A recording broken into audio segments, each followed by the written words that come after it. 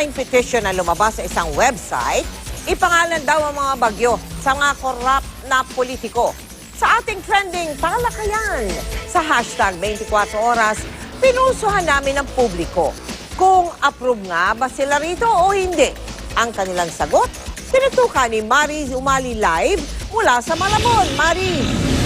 Dahil nga panahon ng tag-ulan at ayon nga sa Pag-asa, marami pa raw bagyo na posibleng humagupit sa atin. Sabi sa isang online petition, bakit daw hindi na lang ipangalan sa mga bagyo ang mga korap na opisyal? At nandito nga tayo ngayon sa isa sa mga lugar na madalas bahain, ang Malabon, para malaman natin ang pulso ng ating mga kapuso. Pabor nga ba sila na ipangalan sa mga bagyo ang mga korap na opisyal? Yan ang ating inalam sa ating hashtag 24 oras. Dito raw sa ating bansa ang mga bagyo parang mga korap na opisyal, hindi maubos-ubos at mapaminsala pa. Kamakailan lumabas ang isang online petition sa website na change.org mula sa isang Ismael Tomelden ng Marikina. Panawagan niya sa Pag-asa, ipangalan sa mga bagyo ang mga korap na politiko. Kung tutusin daw, mas masahol pa sa pananalasa ng bagyo ang idinudulot na pinsala ng mga korap na politiko sa buhay at ari-arian ng tao para magsilbi umanong paalala kung paano ang ating pinaghirapang pera'y ninanakaw at nilulustay lang ng mga korap. Ang mga pirma sa online petition umabot na sa mahigit 1,600. Kung yung mga madalas bahain ang tatanungin, pabor ba kayo na ipangalan sa mga bagyong korap na opisyal? Tama po. Bakit? Kasi kung gaano sila kalakas mangurakot, ganun din sila. Ganun din yung bagyo. Nakakapinsala, nakakasira. Kaya dapat lang sa kanila ipangalan sa bagyo. Para makilala sila lalo na walang ginawang kundi maglustay ng pera para lalong maging sila. Ahiya-hiya, joke lang. Ari-arian natin, kunyari, bigla na lang sasalan tayo ng bagyo. Kumbaga parang sa taong bayan, siyempre inipon ng taong bayan, uubusin na lang ng mga pambabatas na yan. O, pwede rin. Bakit po? Ha?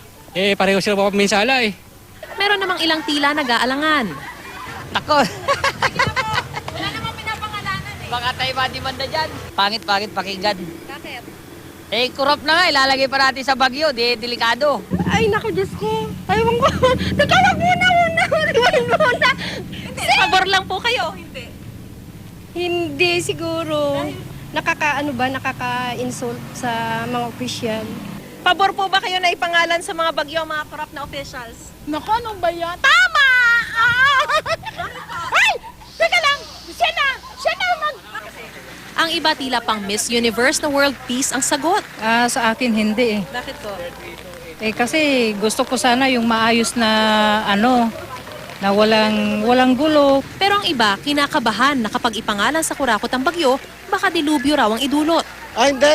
Hindi pwede. Bakit? Puro kurakot yung mga yun eh. Pag pinangalan sila, ano mangyayari?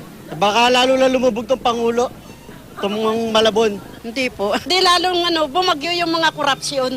Delobyo. Natural. Pero kung ang Pag-asa ang tatanungin, imposibleng mangyari ang hinihiling ng petisyon. Unang-una, imposible, no?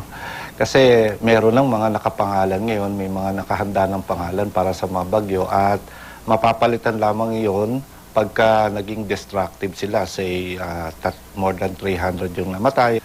And at the same time, isa po sa criteria ng pagpili namin ng pangalan hindi ka dapat nakaka-offensive.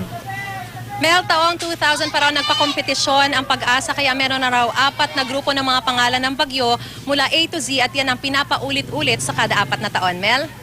Maraming salamat sa iyo, Mariz Umali.